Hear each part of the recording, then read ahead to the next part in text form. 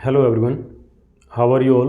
आई hope कि आप सभी अच्छे होंगे। तो प्यारे बच्चों, आज की जो हमारी क्लास है इसमें हम डायमेंशनल फार्मूले कुछ क्वांटिटीज़ के जो है डायमेंशनल फार्मूले हम फाइंड करेंगे।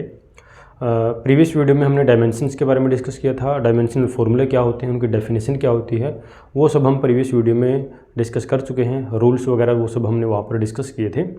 आज की इस वीडियो में हमारे पास कुछ क्वान्टिटीज़ हैं, कुछ मैंने फिजिकल क्वान्टिटी यहाँ पर बोर्ड पर लिखी हैं जिनका हम डायमेंशनल फार्मूला यहाँ पर हम फाइंड करेंगे।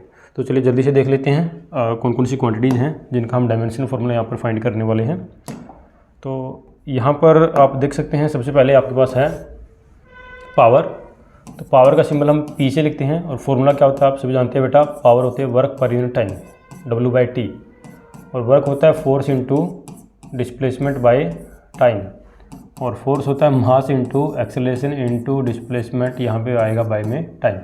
अब अलग अलग से आप यहाँ पे लिख सकते हैं। जल्दी से डायमेंशन फार्मूला कैसे बनाओगे, देखो मास के लिए आप सिंपल m लिख दो, एक्सेलरेशन के लिए L/T-2 लिख दो, डिस्प्लेसमेंट के लिए L लिख दो, टाइम के लिए आप नीचे T लिख दो।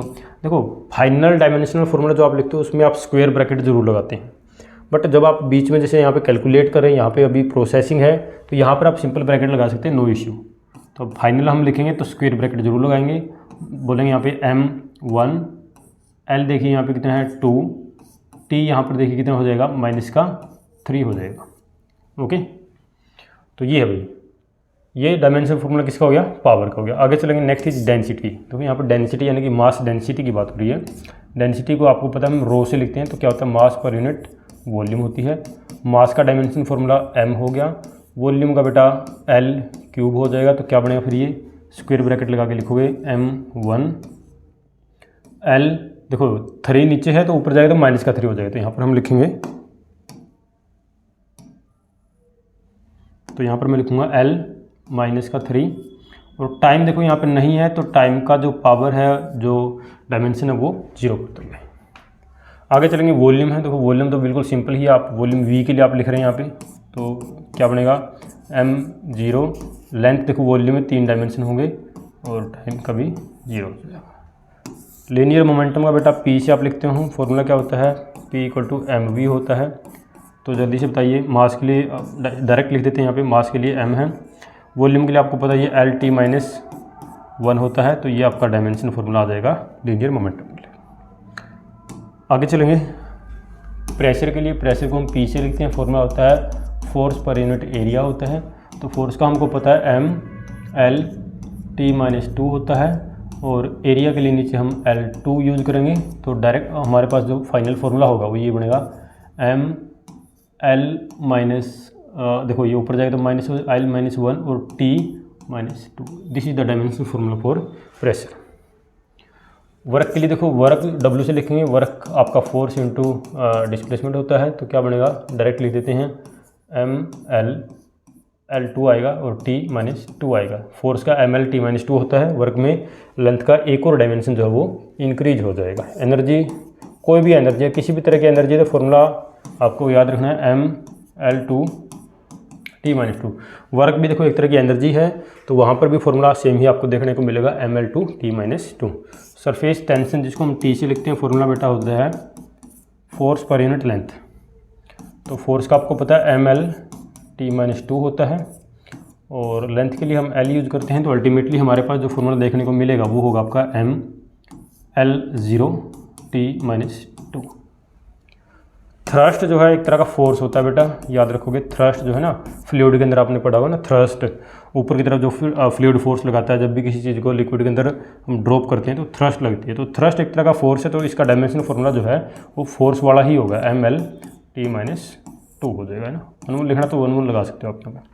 वेट भी एक तरह का फोर्स होता है, आप 9th क्लास में पढ़ते हैं वेट, मास एंड वेट।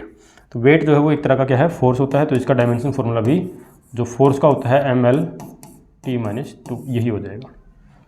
आगे चलेंगे, नेक्स्ट जो है आपका प्लेन एंगल। देखो प्लेन एंगल को हम थीटा से लिखते हैं, आपको पता है arc by radius, arc by radius होता है। ये भी लेंथ है, ये भी लेंथ है, कोई भी डायमेंशन फार्मूला यहाँ पर नहीं होगा। Solid angle, again solid angle को हम जैसे ओमेगा से लिखते हैं, तो क्या होता है ये एरिया डिवाइडेड बाय रेडियस का स्क्वायर होता है। तो ये भी देखो सेम डायमेंशन दोनों के, तो यहाँ पर भी डायमेंशनलेस आपको देखने को मिलेगा M0 L0 T0। Refractive index 10th class में आप पढ़ते हो, n क्या होता है sine I by sine R होता है, या आप बोलोगे इसको v1 बाई v2 स्पीड्स का रेशो होता है, या फिर आप बोलोगे इसको λ1 बाई λ2, अलग अलग फॉर्मूले होते हैं। बट ये सारी ना डायमेंशनलेस क्वांटिटी आपको देखने को मिलेगी, है ना। साइन I क्या है, नंबर है, साइन R भी क्या है, नंबर है, तो number by number again dimensionless. Speed by speed, length by length, तो ये डायमेंशनलेस हो जाएगा। इसका डायमेंशन फॉर्मूला आप लिखोगे m0 l0 t0। फ्रीक्वेंसी के लिए बेटा क्या लिखोगे, न्यू सिंबल होता है इसका, फ्रीक्वेंसी होती है तो आप 1/t लिखो, या फिर आप लिखोगे c बाय लैम्डा। अब देखो c स्पीड है तो मीटर पर सेकंड, लैम्डा लेंथ है मीटर, मीटर से मीटर कैंसिल 1/सेकंड, यानी कि डायमेंशन फॉर्मूला क्या लिखोगे m0 l0 t-1। वेवलेंथ जो है लैम्डा से लिखते हैं, वेवलेंथ कैसे याद रखोगे, लेंथ, ये देखो वेवलेंथ के अंदर एक लेंथ वर्ड आया, तो यानी कि वेवलेंथ जो है एक तरह की लेंथ ही होती है। तो डायमेंशन फॉर्मूला क्या बनेगा, मास नहीं है यहाँ पे, लेंथ है यहाँ पे, टाइम नहीं है, तो ये बेटा kinetic energy. Kinetic energy formula वैसे हम लिखते हैं half mv²।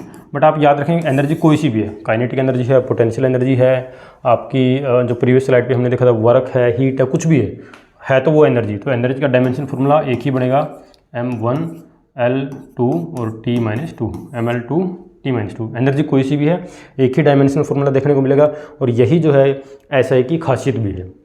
International system of unit जो हम पढ़ते हैं, SI जो हम पढ़ते हैं, उसकी जब हम एडवांटेज डिस्कस करते हैं तो वहाँ पर हम ये पॉइंट डिस्कस करते हैं कि जैसे एनर्जी है तो एनर्जी की एक ही यूनिट है जूल, या डायमेंशन फॉर्मूला एक ही बनेगा ml2 t-2। ऐसे नहीं कि अलग अलग एनर्जी के लिए आपको अलग अलग देखने को मिलेगा। हीट के लिए, हीट अगेन एनर्जी की फॉर्म होती है, डायमेंशन फॉर्मूला क्या बनेगा ml2 t-2, ठीक है ना। 1 लिखना यहाँ पे लिख सकते हो ml2 t-2, ये डायमेंशन फॉर्मूला किसका हो गया, ये हीट का हो जाएगा। तो एनर्जी के लिए दो एक ही आएगा, डिफरेंट नहीं होगा, ठीक है ना। उसके बाद है नेक्स्ट आपका टेम्परेचर। टेम्परेचर को T से लिखते हैं, तो क्या बनेगा m0, मास नहीं है यहाँ पे, लेंथ भी नहीं है यहाँ पे, टाइम भी नहीं है। टेम्परेचर देखो कैसी क्वांटिटी है, फंडामेंटल है, ठीक है ना। तो इसके लिए क्या हो जाएगा, केल्विन लिखेंगे, ठीक है ना। टेम्परेचर के लिए हम क्या लिखेंगे, केल्विन।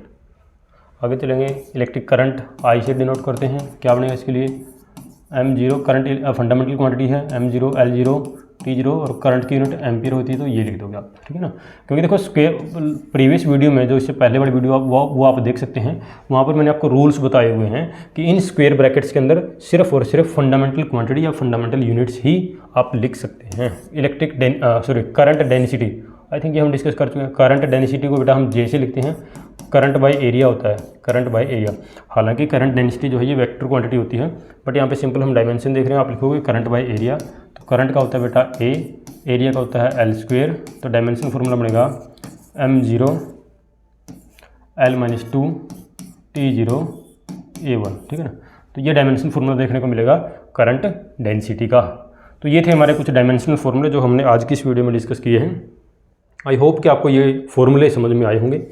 किसी फॉर्मूले में अगर आपको डाउट है तो आप कमेंट बॉक्स में फॉर्मूला जो है उसका जो नंबर है वो आप मेंशन कर सकते हैं। नेक्स्ट वीडियो में या फिर कमेंट बॉक्स में आपको उसका जवाब देने की मैं कोशिश करूँगा।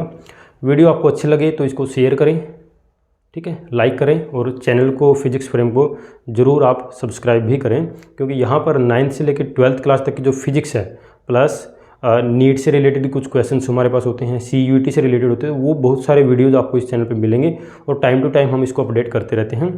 तो आई होप कि आपको ये वीडियो अच्छा लगा होगा। Thank you.